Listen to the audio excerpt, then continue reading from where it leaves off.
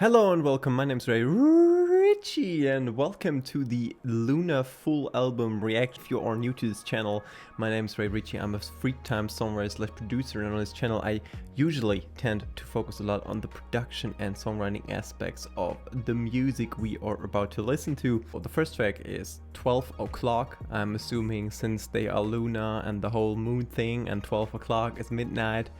That is kind of an intro track. That's where it starts, you know, at midnight. That is what I would assume, but who knows?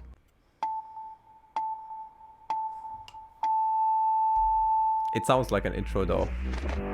Discovery Houston, we're still looking. Ah, okay. 1, 2, 3, 4, 5, 5, 4, 3, 2, 1, enter test. Ready to take off, right? 2. Okay, you guys can already hear this track is basically just get you into the album. It's starting to build intention. It's starting to build with this one beeping sound. You have those voice samples there from some space stuff. I don't know, but anyways, it's starting to build with the drums, and 3, 4. we also have a lot of atmospheric synthesizers. Ooh. And we have the same bass as we had in Why Not, which by the way is a house bass. I don't know why I called it a techno bass, but house and techno are also like influencing each other and whatever.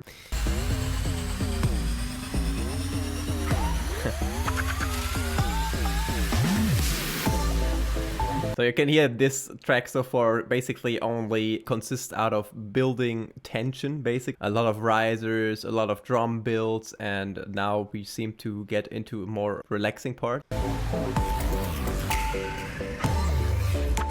We had a snap, but it disappeared. But now we have chords like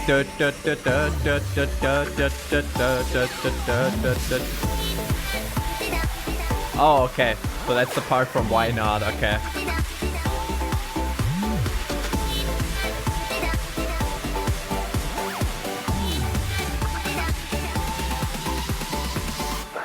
Nice to be in orbit. Alright, and then the nice to be in orbit, okay, and then, yeah, obviously their fans' names is Orbit, so that makes a lot of sense. Pretty cool to put in the nice to be in orbit there. I had that voice sample actually in one of my tracks back in the days as well. One of the first tracks I've ever done was like an EDM track. It's called 0G. If you want to go and check that out, I also have that like nice to be in orbit in there. Exactly the same sample, so that's pretty cool. We will be skipping Why Not. If you want to see my reaction to that, you can find that as well on the channel, but I'm not gonna react twice to it. That makes not a lot of sense, so I'll be back in just a second. Alright, so the next is voice. Snaps, okay. Some deep bass and some bell sound, melodic. I could be piano, could be bell. Ooh. That bass though. Dum dum dum dum dum dum dum dum. But it's like really deep, that bass. I love those voice chants there. Oh, shake it there for a second. There it was again. Okay, pre-chorus. Dramatic piano chords. Oh, that was cool. That was like a in the background.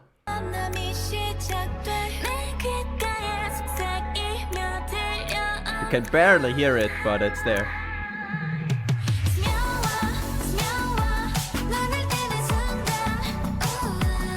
It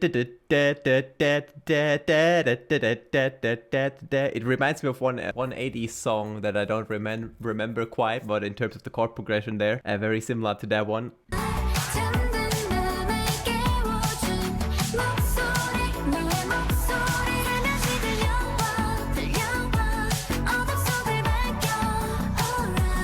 What song is it?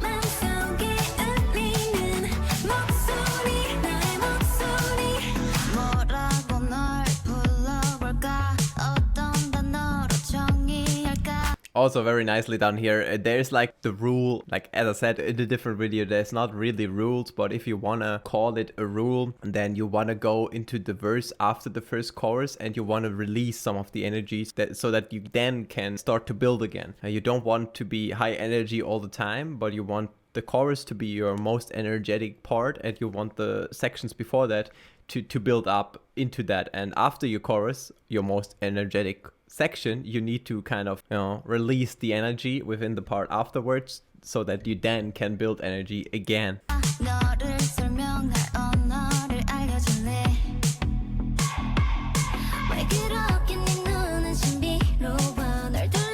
There was the shaker again.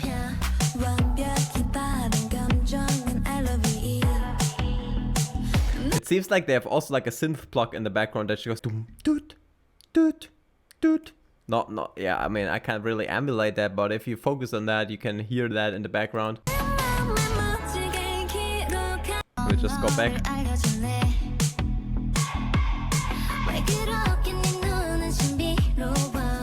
Right there. Barely even noticeable.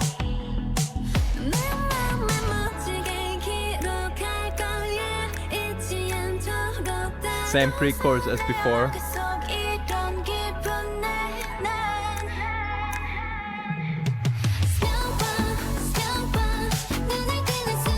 I like this one. The chorus is great. Obviously, what you have, songwriting technique here for the vocal melody is also really smart. You have some nice contrasting melodies between the pre-chorus and the chorus, long notes within the pre-chorus, and then you have like a more rhythmical phrase within the chorus to create like a nice contrast between those two sections, and that always makes the chorus feel unique.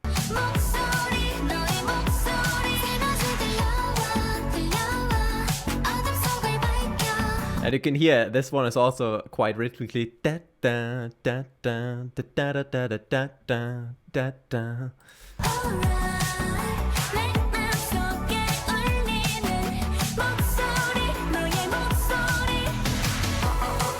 Oh, post chorus with a little melody.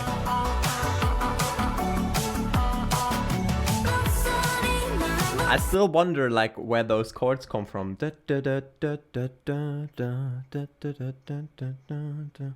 don't know. Maybe someone of you guys knows. If you know, then let me know in the comments below. I would be very interested in knowing which song that reminds you of. I really don't know the name right now, but it's some kind of 80s song. And again, okay.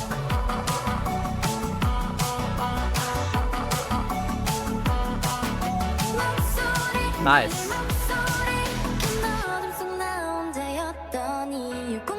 Bridge, piano chords.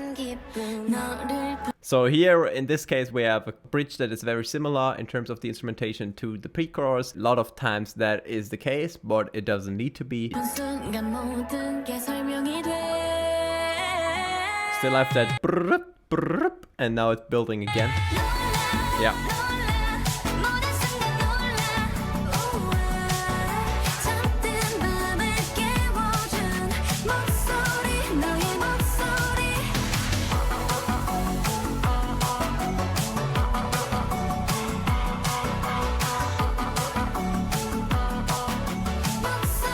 Very simple melody. With melodies, sometimes less is better. We will continue with Fall Again in just a second. Nice. Very nice sounds. So piano, but you can hear there's also like a synthesizer behind it, a synthesizer pad that creates a lot of atmosphere, like a filtered out vocals. Ooh.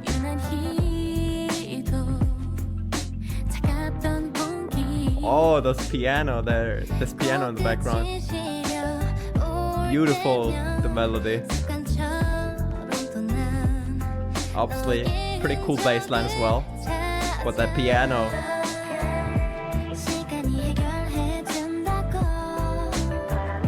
Very jazzy.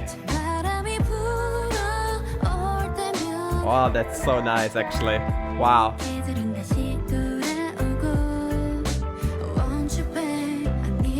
Nice. Dropping out the instrumental. Coming back in.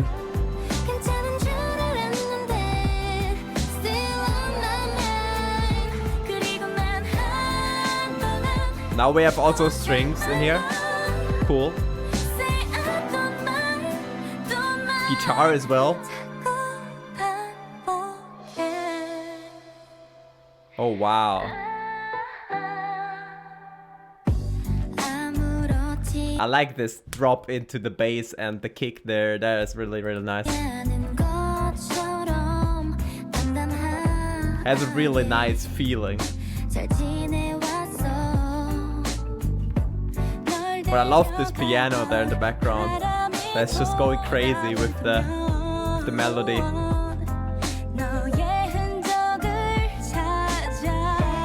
It's also quite difficult to write a melody above such a complicated piano melody there in the background, so that's really impressive. So far, probably my favorite track. I like this a lot.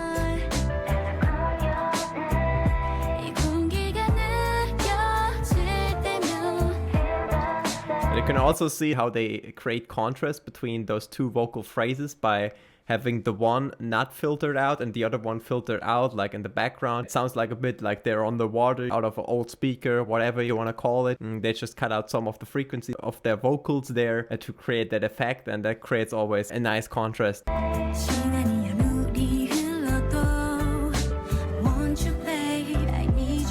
can see this is also a harmony, right? It's not like want you babe, need you babe. You can also hear within at the sides that you have a falsetto vocal on top of that. Want you babe, need you babe. Even higher than that, but I can sing that high.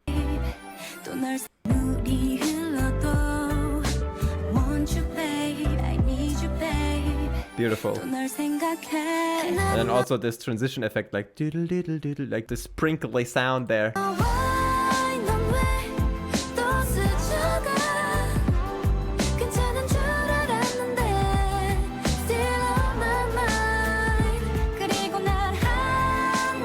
Nice.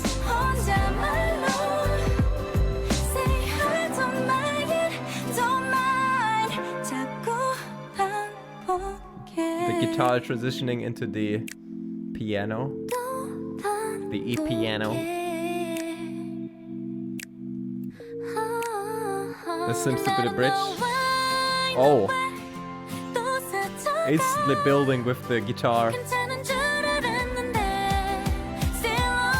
Nice.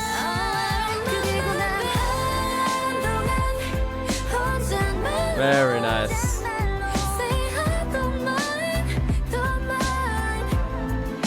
Very vocally demanding, this track. Very hard to sing. A lot of the phrases. A lot of swapping going on between head and chest voice. Oh, those background vocals. Da da da da da da da da da da da. Very nice rhythm for that section there. And then the strings. Oh wow.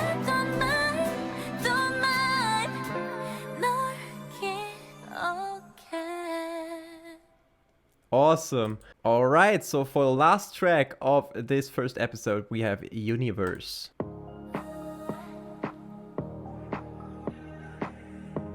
Piano there instantly. Very nice. Background vocals, also some vocal chops that they made there to create some atmosphere.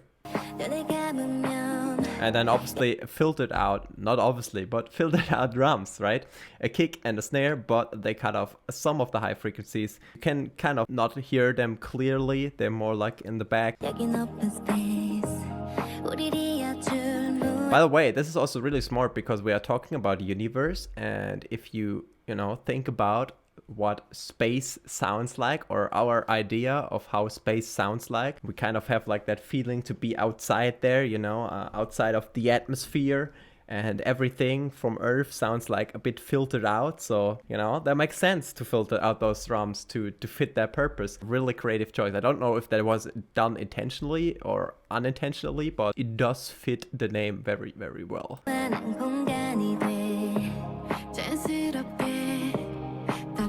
We also have a really nice diddle-diddle melody there in the background.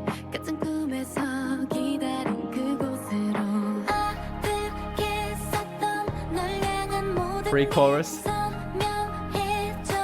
has kind of like a pumping feeling, like da da da da da da da da da da.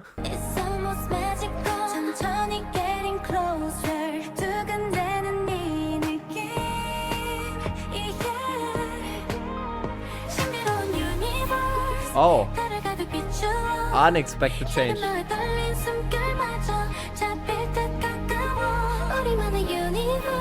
Or is this still part of the pre-chorus? I like those strings there. Dut, dut, dut. Okay, still pre-chorus before that. And now you notice the drums are no longer filtered out, and this is also something that I was talking about earlier with tension and release. Don't just give the listener everything from the start. Keep some power back, you know, and then bring it in for the chorus. You don't want to give the listener everything from the start. Want to keep some surprising elements, you know.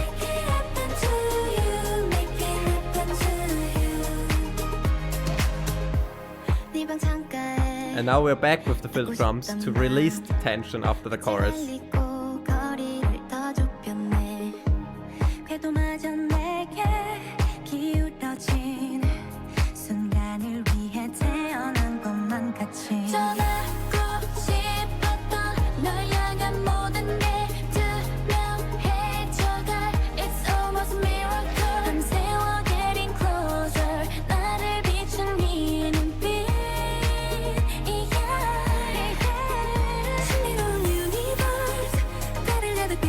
Nice.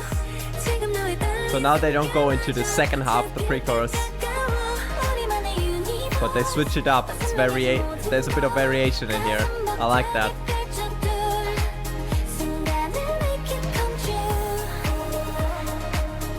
Go to this chorus part instantly.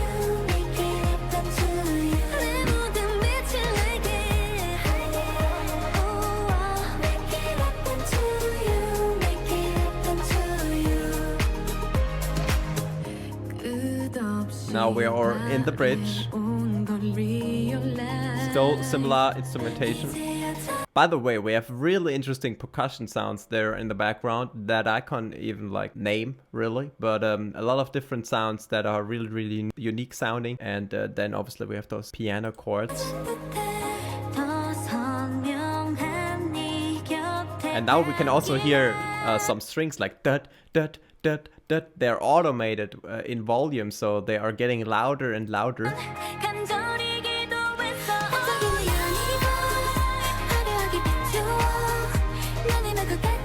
Nice.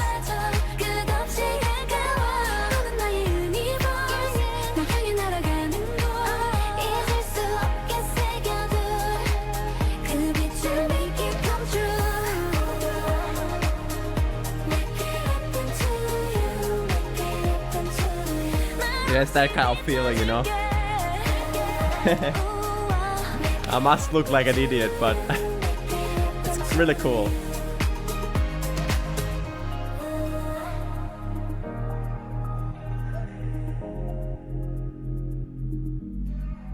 And those vocal chops are there as well. All right. What you can hear, by the way, is that those vocal chops were most likely recorded by the producer because it is a male voice. There's a pretty high chance he did those ones himself, or it was from the demo vocalist in case they had one. This is it for the first part. See you guys in the second part with Hide and Seek, Oops and Star. Stay tuned. Have a nice day. Goodbye.